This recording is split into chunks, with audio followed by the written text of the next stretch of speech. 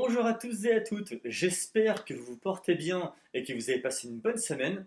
Aujourd'hui, je vais vous donner mon retour sur un film d'animation chinois que j'ai été voir ce matin et qui s'appelle Le Royaume des Abysses. C'est un film qui est sorti le 21 février 2023 et qui a été écrit et réalisé par Tian Xiaopeng. Le synopsis, c'est l'histoire d'une petite fille de 10 ans qui s'appelle Cheng Yu, au passage un très joli prénom, et qui, au quotidien, fait régulièrement le même rêve récurrent, à savoir la perte de sa maman dans une tempête de neige. Et un jour, alors qu'elle est en croisière familiale, va avoir lieu des événements qui vont l'amener à se retrouver aspirée dans les profondeurs marines, et depuis là, elle va donc démarrer une aventure au travers d'un univers abyssal dans lequel elle va faire la rencontre d'un certain capitaine du nom de Nan.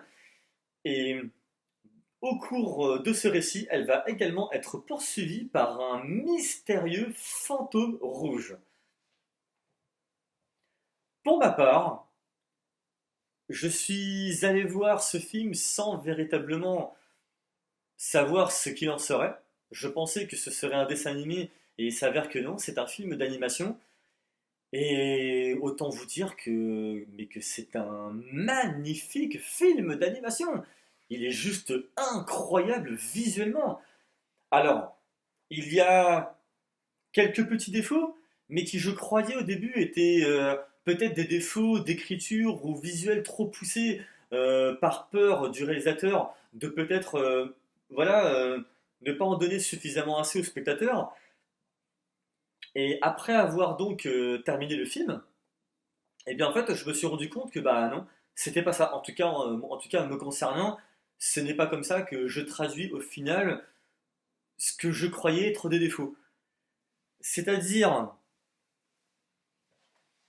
qu'une partie du récit va se dérouler dans un restaurant, donc d'où le capitaine Nan, et dans ce fameux restaurant, on découvre une pléiade de créatures, mais vraiment colorées de toutes parts et autres. Et à certains moments, j'y voyais certaines petites longueurs, pas violentes, mais qui étaient quand même présentes, et également une certaine insistance sur l'expression des personnages. Et je pense notamment à cette petite fille de 10 ans. Et après avoir donc terminé le film, j'ai naturellement cogité, et je repensais et tout, et en fait, bah non, c'est-à-dire que le réalisateur n'a pas voulu en faire trop. Ce qu'il a surtout voulu faire, c'est nous faire partager, nous faire vivre une expérience visuelle, mais qui soit la plus magistrale et la plus magnifique possible. C'est-à-dire que dans cette expérience, eh bien, le visuel est autant loufoque que flamboyant, très riche, particulièrement généreux, incroyablement sensoriel, et avec une petite touche de ce que j'aime le plus, c'est un petit péché mignon, je vous avoue, eh bien le côté expérimental. Alors, je ne suis pas un grand expert du cinéma d'animation, mais là, de ce que ce studio chinois a fait, eh bien, j'ai qu'une envie de dire, c'est que ça a dû mais carburer sévère. Car quand j'en vois le résultat final, mais c'est juste magistral. On en prend plein les mirettes. C'est-à-dire que dans ce film d'animation, eh bien, il y a plusieurs technologies qui sont subtilement et par conséquent brillamment mélangées. À savoir donc la 3D, avec une influence de peinture chinoise à l'encre, et tout cela combiné à la colorimétrie. Il y a tellement de coloration dans ce film. Waouh! C'est pareil, il y a des plans à certains moments. C'est carrément. Enfin, c'est pictural. Comme il y a une sorte de fresque aussi qui est carrément en action, en mouvement. Et j'ai été bluffé en fait à la fin. Quand j'en suis ressorti, j'avais pas de papilles, enfin j'avais les yeux wow, qui brillaient de mille feux.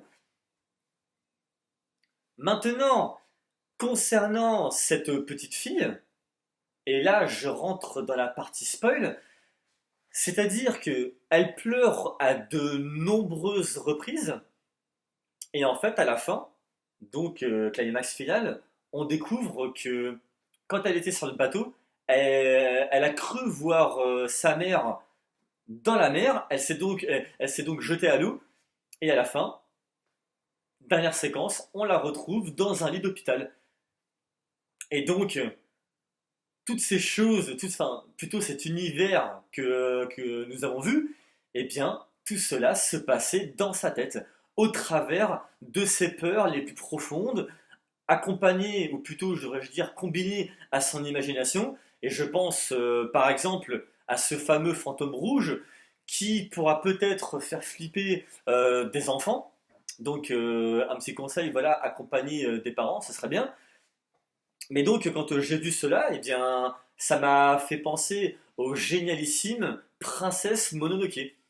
Et donc, à la fin, une fois passée cette séquence, et il y a d'ailleurs un petit message qui donne un joli clin d'œil à l'univers du théâtre, ce que j'ai trouvé de particulièrement subtil aussi au passage, eh bien, le réalisateur nous a fait vivre eh bien, l'univers autant sensoriel que dramatique, eh bien,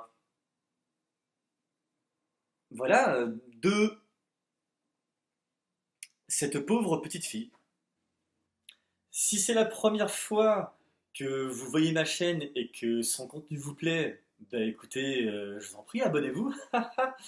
On se retrouve pour une prochaine vidéo. Portez-vous bien. Ciao.